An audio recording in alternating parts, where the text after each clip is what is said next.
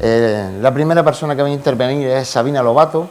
Ella es licenciada en Ciencias Económicas por la Universidad de Valladolid, es máster en Gestión por la Fundación 11, es experta también en Desarrollo Directivo por la IES de la Universidad de Navarra, es experta en Auditoría Financiera, lleva desde el año 97 trabajando en Fundación 11 en distintos puestos y actualmente ocupa el puesto de Directora de Empleo, Formación, Proyectos y Convenios de Fundación 11. Así que cuando quieras, Sabina.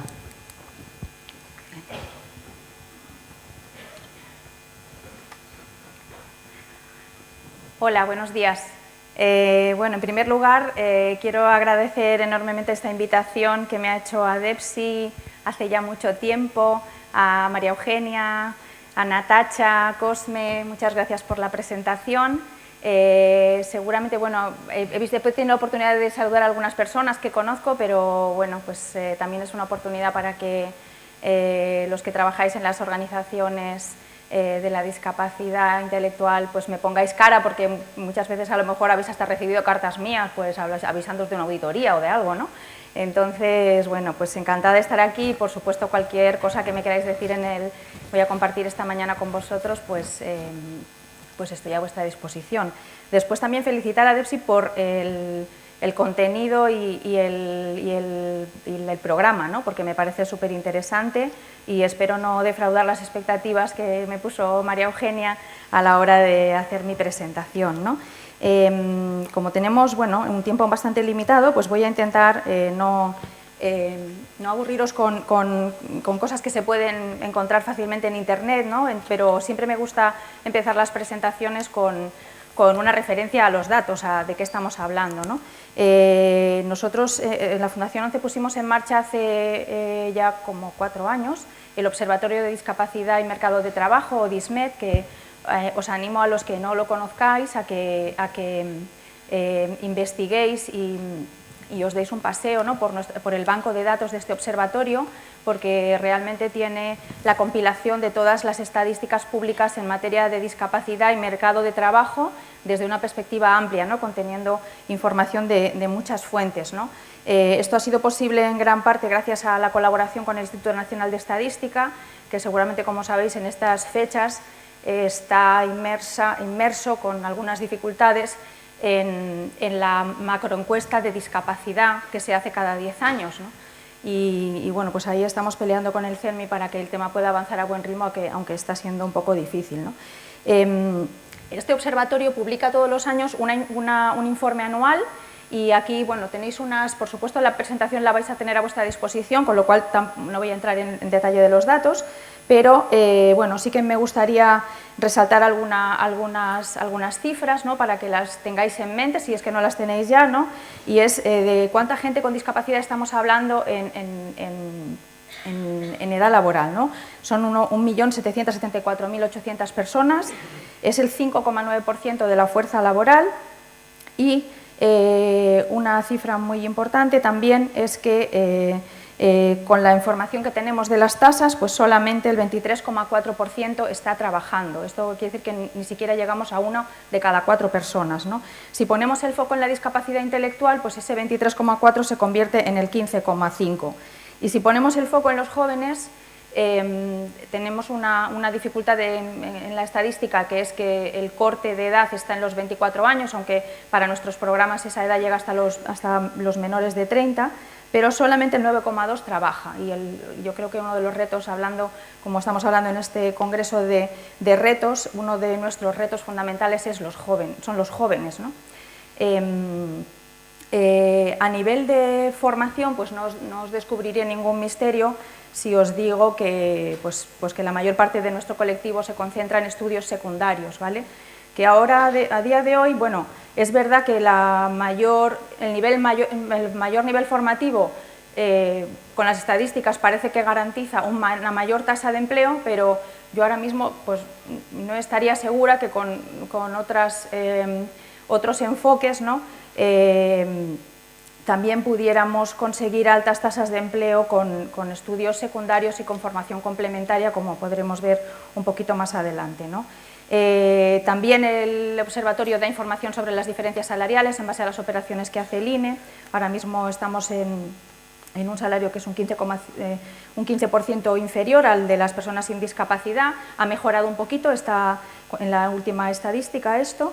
Y también un tema importante es hablar de las contrataciones. Esta información viene suministrada por el Servicio Público de Empleo. Y bueno, pues aquí tenemos una buena noticia. Incluso durante los peores años de la crisis, las contrataciones de personas con discapacidad han ido creciendo, como podéis ver en el gráfico de abajo. Pues el año pasado se produjeron 268.160 contratos a personas con discapacidad. Es verdad que también durante este periodo se ha incrementado la rotación de los contratos, con lo cual en términos de personas pues estamos ya casi equiparados a la tasa de rotación a nivel del conjunto de la población en edad laboral, ¿no? Que es algo más creo que es el 2,1%, ¿no?, de tasa de rotación. Un foco especial en los centros especiales de empleo, valga la redundancia, que en España emplean a 72.211 personas. Esto es el 17,4% de las personas empleadas, ¿vale? Lo digo porque creo que siempre es importante poner en contexto de cuántas personas estamos hablando y cuánto representan sobre la población en edad laboral, ¿no? Y luego, muy importante también, qué ha pasado con los centros especiales de empleo a nivel de su función y su papel en las contrataciones durante los años de la crisis económica, ¿no? Y como podéis ver en los porcentajes que aparecen en la parte superior a la derecha, pues su representatividad en las contrataciones se ha incrementado del 17,4 en 2006 al 28,2 en 2016, con lo cual bueno, pues han sido un pilar importante para poder sostener altas tasas de empleo. Os animo también a que conozcáis un estudio que hicimos hace ya algunos años, pero que resultó bastante interesante, sobre el papel de los centros especiales de empleo, que os puedo decir por las actividades en las que estamos inmersas en Fundación 11, que bueno, pues ahora mismo existe cierta preocupación a nivel europeo en posicionar, dijéramos, una agenda, ¿no?, porque es un sector que aglutina a muchas realidades muy diversas dependiendo de los países, ¿no? Y que desde el punto de vista del cumplimiento de la Convención, pues incluso en muchas ocasiones pues, tiene ciertas amenazas, ¿no?, en cuanto a su alineamiento. Por eso es importante avanzar en una imagen positiva de la... avanzar en una imagen positiva de este sector, en generar conocimiento sobre el mismo, en ver qué papel y cómo pueden ser un mecanismo importante para conseguir los objetivos de la Convención de Derechos de Personas con Discapacidad, identificar muy bien cuál debe ser su función en ese cumplimiento de la Convención. También intentar, por lo menos en lo que a nosotros nos toca como gestores de centros especiales de empleo, que somos en muchas de las organizaciones, en defender un modelo de excelencia para hacer que nuestros argumentos y nuestra dijéramos, agenda política sea robusta, basada en esa gestión excelente, ¿no? Y después, como decía, es importante también buscar la manera de colaborar y que este sector esté en la agenda europea, que ahora mismo no lo está y que tiene un hueco muy claro donde estar, que es todo el ámbito de la empresa social, ¿no? Bueno, alguna referencia a la información de Fundación 11. Nosotros el año pasado, bueno, como sabéis, trabajamos por diferentes vías. Una de las que quizás muchos de vosotros conocéis son nuestras convocatorias de ayudas. El año pasado, en 2016, se dieron 11,9 millones en 413 proyectos de las entidades de la discapacidad intelectual.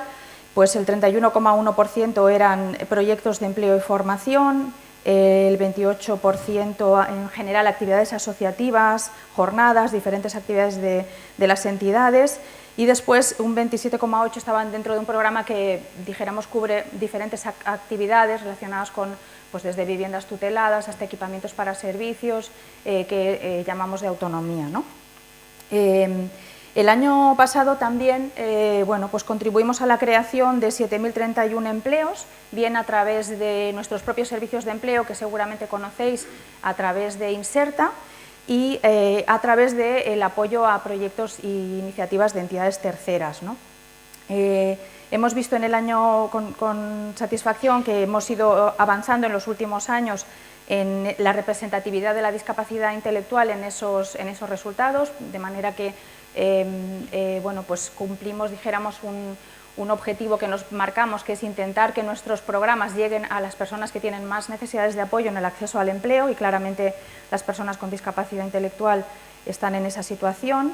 Y bueno, pues destacar también que en esos resultados, en concreto de la discapacidad intelectual, pues el 73% son personas que tienen grados de discapacidad inferiores al 65%, es decir, que ahí tenemos un margen de mejora, ¿no? Porque bueno, pues hay un colectivo que seguramente tiene necesidades más específicas que todavía no hemos sido capaces de cubrir adecuadamente, ¿no? En la parte de formación, pues también se puede ver que hemos mejorado en el último año en cuanto a la representatividad de la discapacidad intelectual en los resultados. Se formaron 8.055 alumnos en la actividad de formación que se despliega a través de Inserta con la cofinanciación del Fondo Social Europeo.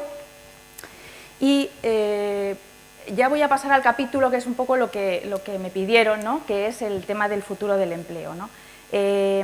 Aquí, bueno, pues algunas referencias interesantes para que también investiguéis y podáis ver cuál es el escenario que tenemos para los próximos años, pero que ya está aquí, ¿no? Que es la cuarta revolución industrial. Ahí es muy interesante el estudio, el informe del Foro Económico Mundial, el Global Challenge Insight Report de 2016. La mayoría de las ocupaciones están sufriendo una transformación fundamental. Esto nos afecta tanto en la parte de servicios, de los servicios de empleo que desarrollamos y los programas de empleo, como en la parte de actividad empresarial, ¿no? Se dice que el 47% de los empleos actuales están en peligro de extinción, ¿no? Y esto podría terminar con más de 5 millones de empleos en los próximos 5 años, ¿no? La verdad es que son cifras que asustan, no sabemos muy bien hasta qué punto, pero serán o no ciertas, ¿no? Pero yo creo que en los diferentes sectores en los que actuamos podemos ver cómo la tecnología, sobre todo, está transformando la forma en que los negocios se llevan a cabo, ¿no? y se despliegan los servicios. También es una fuente de oportunidad, también se van a crear empleos nuevos, ¿no? Esto es un tema que personalmente me afecta, y yo creo que a todos los que tenemos hijos que están ahora estudiando, empezando la secundaria, ¿no? Y cuando nos dicen que el 65% de los empleos que va a haber cuando ellos estén en el mundo laboral no existen todavía, ¿no? Entonces, como veremos, tiene muchas implicaciones en cuanto a en qué tenemos que formar a nuestra gente, ¿no? El reciclaje y la mejora de las competencias va a ser un elemento crítico. Los trabajadores van a tener que estar continuamente reciclándose. Y luego, bueno, también destacar que hay también un informe relacionado con la nueva visión para la educación, que es un poco la consecuencia de todo esto que estamos comentando, ¿no? A nivel europeo, como sabéis, estamos en el marco de la Estrategia Europea 2020, y en esta estrategia pues también se habla de avanzar cada vez no os voy a descubrir ninguna novedad, porque esto seguramente lo habéis escuchado ya muchas veces, pero avanzamos a un trabajo más temporal, a media jornada. Esto para determinados colectivos como el de vuestras entidades pues puede ser incluso hasta una ventaja, ¿no? Porque se va a poder a lo mejor acceder a empleos que de otra manera, en otros momentos, pues a lo mejor no era posible, ¿no? También todo lo que tiene que ver con la adecuación a las competencias del mercado laboral está recogido en la Agenda de las Nuevas Cualificaciones y Empleos. Bueno, y yo creo que como elemento muy destacable también es que va a ser muy relevante todo lo que es el apoyo a la educación y el tránsito al empleo, ¿no? Esa fase que yo creo que ahí tenemos mucho recorrido para la mejora, y que en el colectivo de la discapacidad intelectual hay que, yo creo, que darle una pensada importante, ¿no? a nivel educativo. Bueno, las competencias van a ser la vía de empleabilidad, las digitales van a ser, como dijéramos, el equivalente a lo que antes hablábamos de la alfabetización básica, pues las competencias digitales van a convertirse en eso. Y los trabajos cada vez requieren más competencias complejas. Esto es un gráfico muy interesante, está en inglés, pero bueno, yo creo que se entiende bastante bien.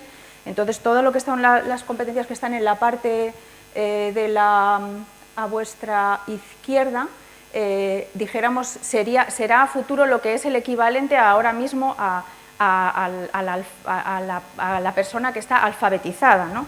Y claro, eso incluye competencias no solamente de competencia lingüística y numérica, sino también competencia científica, competencia en nuevas tecnologías, competencia financiera y competencia cultural y dijéramos, cívica, ¿no?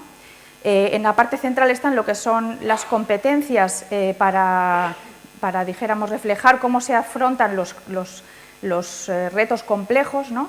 Y en la parte de la derecha, más competencias relacionadas con el carácter de la persona, que cada vez también van a ser más importantes, ¿no? Y ahí pues, nos hablan de la curiosidad, de la iniciativa, de la persistencia, de la adaptabilidad, del liderazgo y de la conciencia social y cultural.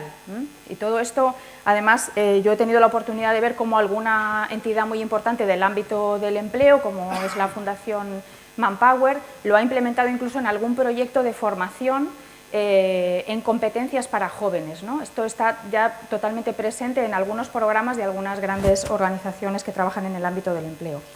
Bueno, tendencias, pues constante cambio, el cambio va a ser el día a día, o sea, no tenemos que, dijéramos, extrañarnos que las cosas van a cambiar y además cada vez más rápido, que el trabajo tiene que ser va a ser más flexible, más online.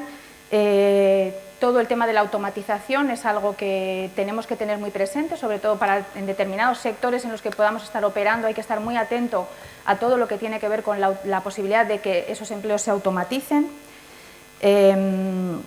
Luego, bueno, también lo que comentábamos antes, el rápido envejecimiento de los conocimientos y las competencias, por lo cual se hace cada vez más presente todo lo que tiene que ver con la formación continua, ¿no? Y cómo vamos a conseguir que nuestra gente esté permanentemente incluida en programas que estén actualizando conocimientos que sean básicos o necesarios para poder seguir en el mercado laboral, ¿no? Luego, no podemos olvidar tampoco nuevos modelos económicos que están surgiendo y que están obligando en muchos casos hasta a modificaciones en los ámbitos legislativos y esto cada vez seguramente pues, va a ser más necesario, como puede ser la economía colaborativa.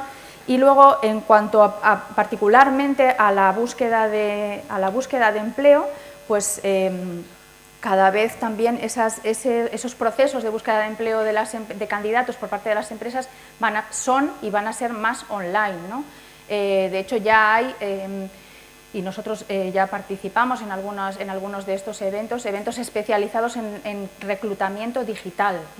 Cada vez hay que estar muy atento a todo ese movimiento, ¿no? Bueno, aquí tenéis un gráfico muy interesante que habla de cómo será el empleo del futuro. No hay ninguna cosa nueva que ya nos haya contado, yo creo, ¿no? La globalización, quizás, que bueno, esto es algo ya que ya no es nuevo, ¿no? Pero recoge un poquito como todas las tendencias. Bueno, ¿cuál es el futuro entonces? Pues realmente afecta mucho al ámbito educativo, el futuro. ¿Cómo vamos a predecir la nueva demanda de puestos de trabajo? ¿En qué tienen que enseñar los educadores? ¿En qué materias son las que hay que escoger? ¿Cómo se debe educar desde las fases más tempranas, ¿no? También, muy importante, los cursos, y ya lo estamos viendo, van a ser más cortos. El consumo, dijéramos, de las ofertas formativas pues, van a ser más cortas porque hay que actualizarse permanentemente, ¿no?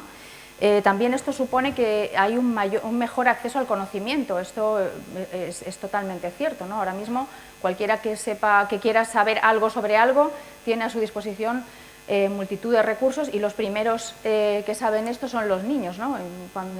Seguramente que a ninguno nos sorprenderá cuando os encontréis a vuestro hijo viendo un vídeo de YouTube sobre cómo hacer un truco de magia o cualquier cosa, ¿no? O papiroflexia o tal, ¿no? Entonces ellos lo tienen mucho más interiorizado, y yo creo que es importante fijarnos en qué pasa con ellos, ¿no? Porque eso va a ser el futuro, ¿no? O, por ejemplo, los MOOCs, los cursos gratuitos en abierto, masivos, ¿no? Nosotros ya hemos desarrollado desde la Fundación ONCE hemos aprovechado esa tendencia, por ejemplo, para lo que tiene que ver con los conocimientos en accesibilidad, para que estén a disposición de mucha gente, ¿no? El futuro es la redefinición de las competencias laborales, las competencias profesionales, y en la formación, pues la parte fija, dijéramos, va a ser más breve, y la flexible, pues más larga. Y lo que decíamos antes de la continuidad en la formación, ¿no? Yo creo que hay un tema muy importante, que son las competencias humanas. Creo que aquí es donde tenemos, en el colectivo con el que trabajáis, un reto de exploración para ver cómo en esa faceta, que es algo que se va a demandar por parte de las empresas, nuestro colectivo está mejor posicionado, ¿no? Todo lo que tiene que ver con las competencias humanas, la creatividad, la inteligencia emocional, algunas habilidades, ¿no? Yo creo que hay que hacer algún ejercicio de innovar por esa línea, ¿no? Luego, bueno, la importancia de las prácticas y el tema que no os descubro nada, pero que es muy importante explotar los datos, o sea, basarse, dijéramos, en la información a la hora de tomar decisiones y orientar un poco todos los programas que pongamos en marcha. Bueno, esto también es un gráfico curioso, ¿no?, sobre cuál es el trabajador del futuro, ¿no? Es un término que ideó un señor que se llama John Moravec, y es el término nomad, que es una fusión de conocimiento, knowledge, y nómada, ¿no? Entonces, como el trabajador del futuro es un nómada del conocimiento.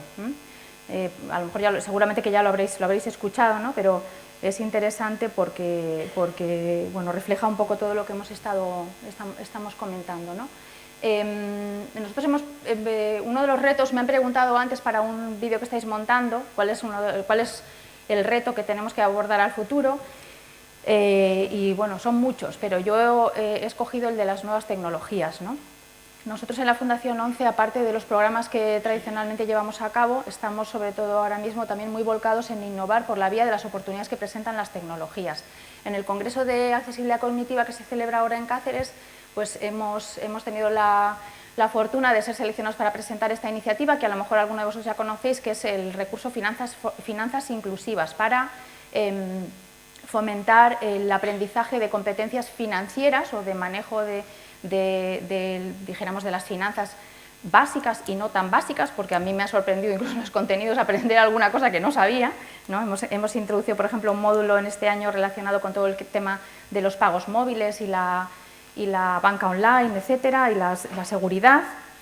Y bueno, pues os pongo un vídeo que lo vais a ver mejor lo que es. Gestionar el dinero puede ser una tarea complicada.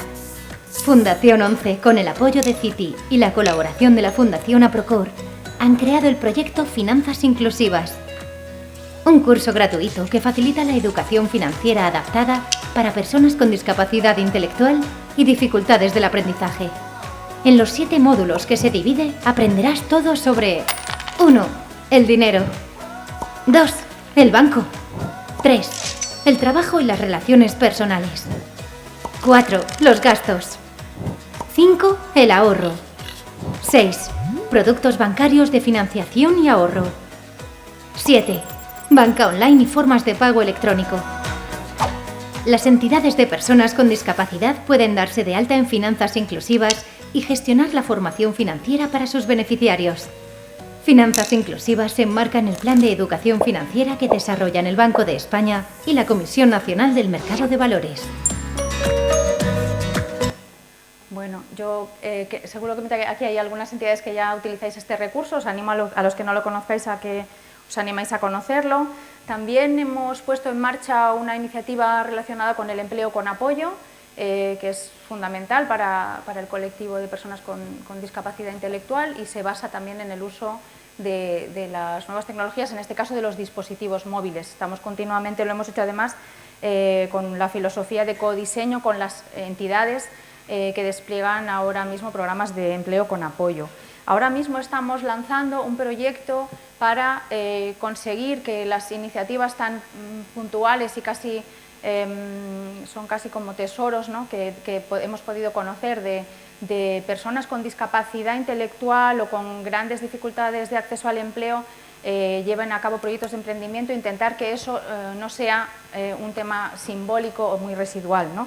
Y es el proyecto de emprendimiento con apoyo. Y aquí, lógicamente, también estamos contando con las entidades de la discapacidad que tienen programas de empleo con apoyo.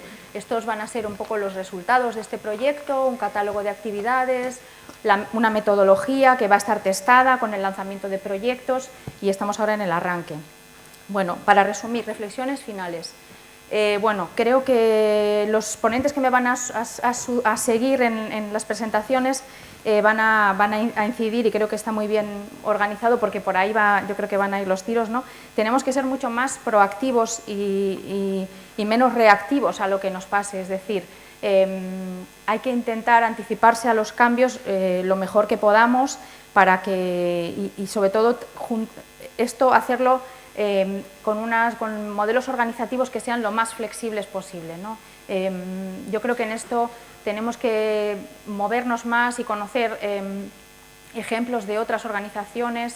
Yo he tenido la oportunidad, por ejemplo, recientemente de conocer todo lo que está haciendo, por ejemplo, BBVA, a nivel con quien estamos colaborando mucho en todo lo que es el tema de accesibilidad a la banca, y ellos han hecho un cambio espectacular en todo lo que es el modelo organizativo para ser eso, una organización muy flexible y muy adaptable, ¿no?, a los cambios, que es el futuro. El futuro es el cambio permanente, ¿no? Hay que evolucionar el modelo educativo. Este es uno de los retos, o sea, la tecnología es uno de nuestros retos, pero el modelo educativo es el reto, diría yo. O sea, ahí es donde está el meollo de todo, ¿no?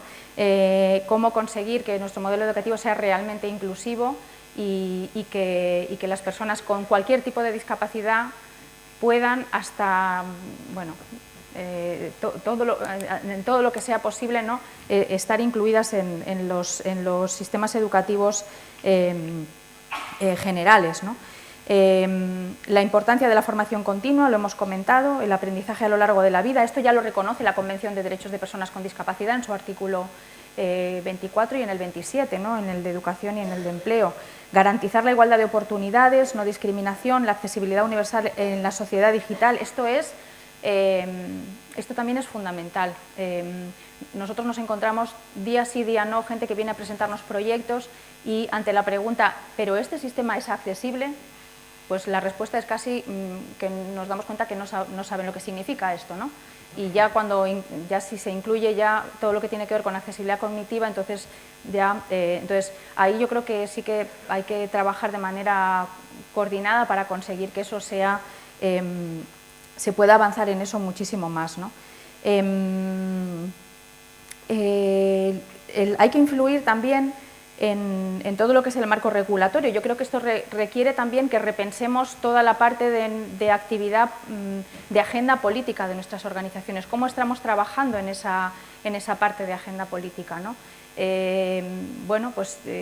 Quizás a lo mejor se requiere de un activismo diferente, ¿no?, también adaptado a los nuevos tiempos. Repetir la unidad de acción, o sea, esto es fundamental. Yo creo que todos somos conscientes de que en nuestro sector hay ámbitos en los que la unidad de acción ahora mismo no es una realidad, ¿no? Entonces yo creo que en eso el futuro pasa por ahí, porque si no, en lo que hemos podido aprender nosotros en la Fundación 11, en lo que tiene que ver con enfrentarse, ¿no?, a la parte de la administración y de la política, esto es fundamental. Y luego, en esa parte de acción política también es muy importante las historias. Lo comentábamos ayer, no recuerdo con quién, que cada vez que hay cambios políticos tienes que empezar de cero con la gente, ¿no? Entonces, la mejor forma de abordar eso es con las historias. O sea, hasta que la gente no ve a una persona con discapacidad no sabe qué dificultades tiene. Entonces, yo creo que ya todos, muchas organizaciones estamos acostumbradas a hacer dinámicas, dijéramos, de empatizar, y esto es súper efectivo, ¿no? Y yo creo que eso hay que ver un poco cómo encauzarlo, ¿no? en nuestra acción política, por supuesto, no sin perder de vista, sino siendo nuestro referente fundamental la Convención, es decir, no podemos renunciar a aspirar a que eso sea nuestra meta, ¿no? la Convención de Derechos. El trabajo en red, lo he comentado ya, ¿no? Todo lo que es la colaboración, la cultura de innovación y de emprendimiento, y un tema que yo creo que es muy importante, que es el promover el liderazgo en nuestras organizaciones, no solo a nivel de profesionales, sino también de nuestros beneficiarios, las personas con discapacidad, ¿no? Ahí yo creo que necesitamos invertir en crear líderes en el propio movimiento, en las propias personas con discapacidad, ¿no? Eso yo creo que, además, nos enfrentamos también a cambios generacionales y demográficos muy relevantes, y ahí hay que apostar por los jóvenes, ¿no? Y por generar líderes en nuestras organizaciones. Y bueno, esto es un poco lo que quería contaros. Muchas gracias, ahí tenéis mi correo y encantada de responder las preguntas.